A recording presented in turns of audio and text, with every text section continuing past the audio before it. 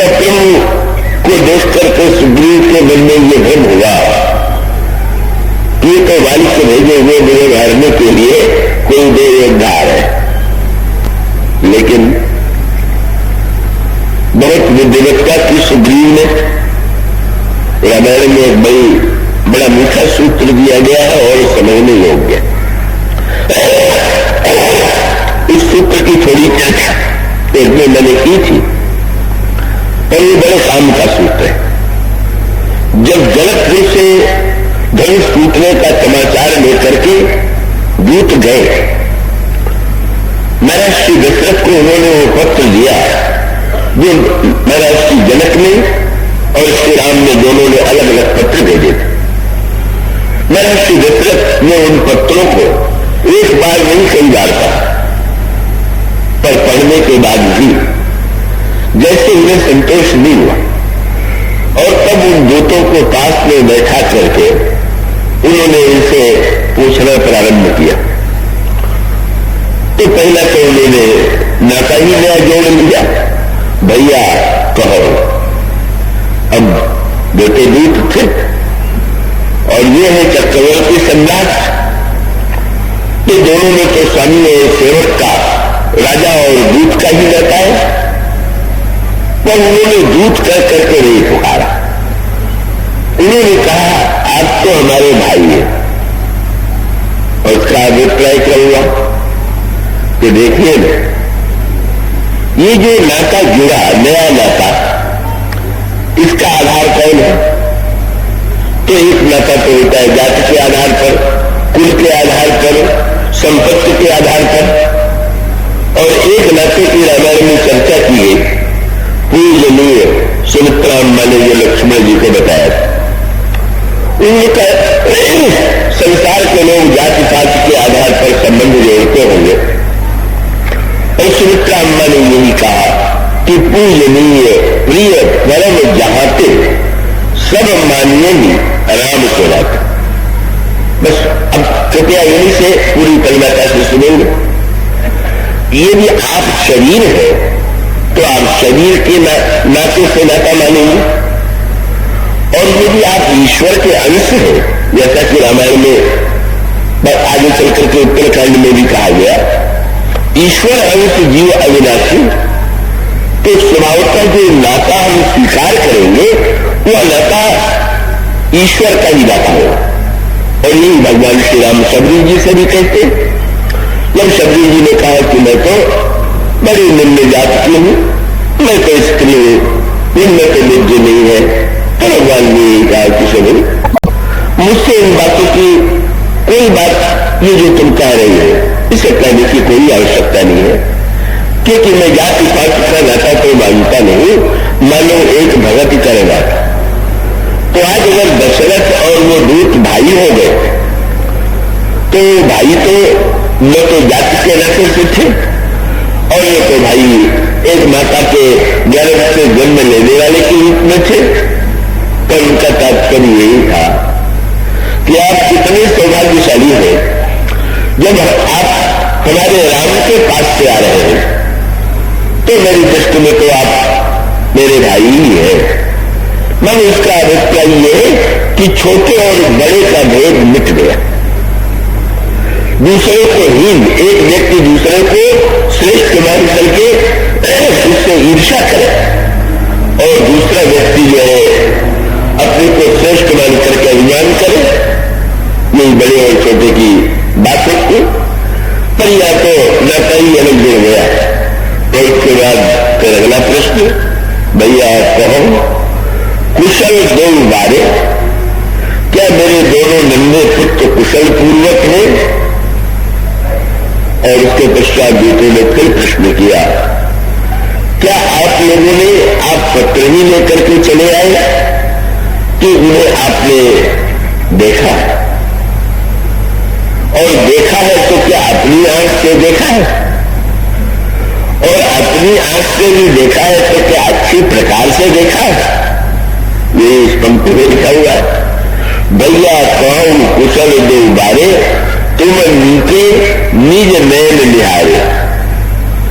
अच्छा देखा है तो क्या देखा भी भर ही है परिचय भी हुआ है, और परिचय अगर हुआ है तो उसकी तो एक ही परीक्षा है।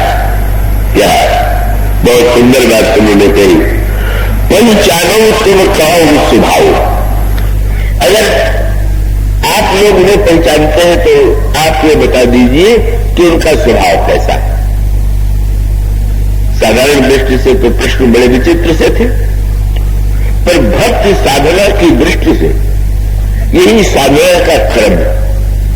और साधना का क्रम क्या है? ईश्वर को देखना, फिर अपनी आंखों से देखना, भली प्रकार से देखना, और फिर पहचानना, और पहचानने का फल है उनके स्वभाव को जान लेना। अगर ईश्वर के संदर्भ में विचार करके देखें तो ठीक यही क्रम है।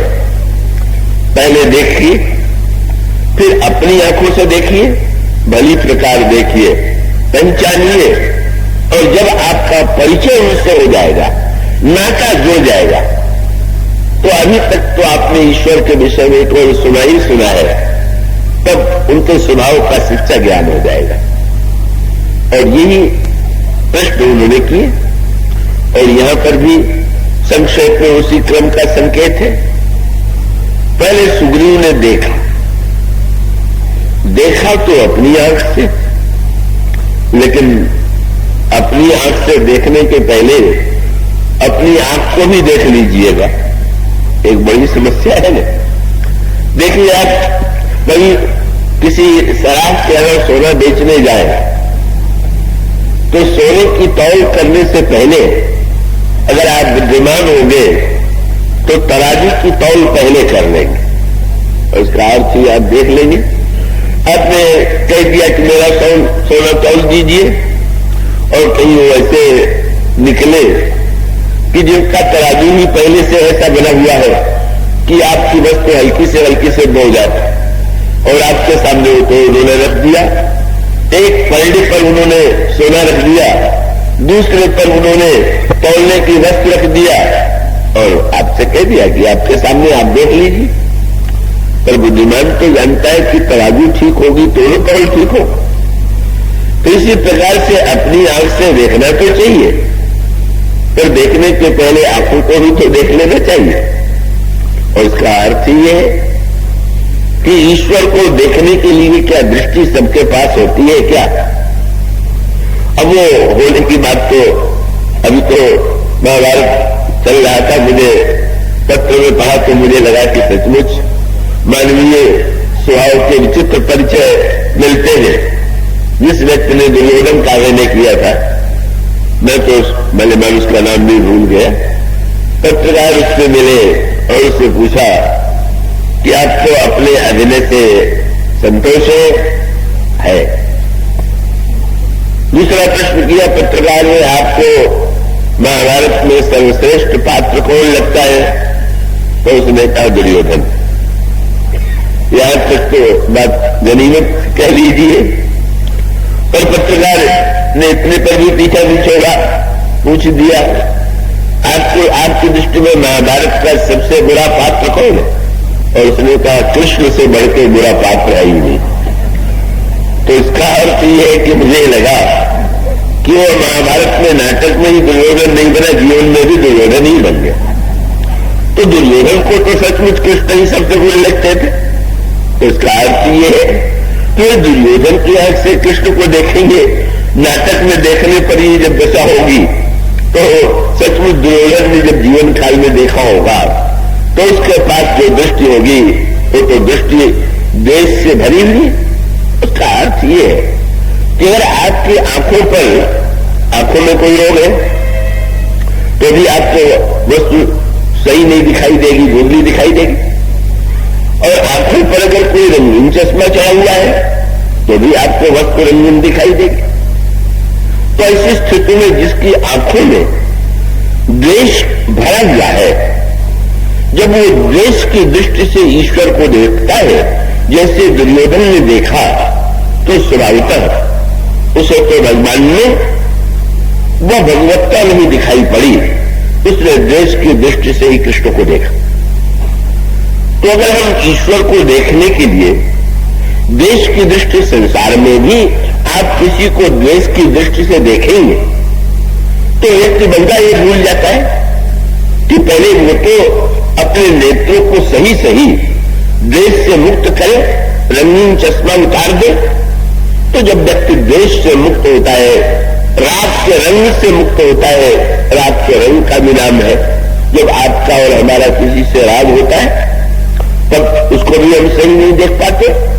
जब हमारा आपका किसी से द्वेष होता है तो भी हम उसे सही नहीं देख पाते। और कठिनाई तो यही है कि या तो आंखें तो दो ही हो, शंकर जी की तरह 3 आंखें होती तो काम चल जाता। उनकी तो 2 ही आंख नहीं, 2 आंख और तीसरी आंख बीचों बीच में है। तो हम लोगों की एक आंख तो दाएं है और एक बाएं है। दाया आंख मानो ये राग की वृत्ति है और बाया माने द्वेष की वृत्ति है। वो ठीक बीच में तो हम रह ही नहीं पाते, राग और द्वेष से मुक्त तो हो ही नहीं पाते। तो ऐसी स्थिति में ईश्वर को प्रारंभ में व्यक्ति जब देखेगा, सुग्रीवधन ने उन्होंने अपनी आंखों से जब श्री राम को देखा तो उनके आंखों में तो भय और आतंक समाया हुआ था। और जब श्री राम को धनुष बाण लेकर के आते देखा तो देखते हुए उनको वही भय और आतंक जो है उसी का आरोपण उन्होंने श्री राम में कर दिया। उनको लगा कि बाली ने मेरा वध करने के लिए इन दोनों राजकुमारों को भेजा।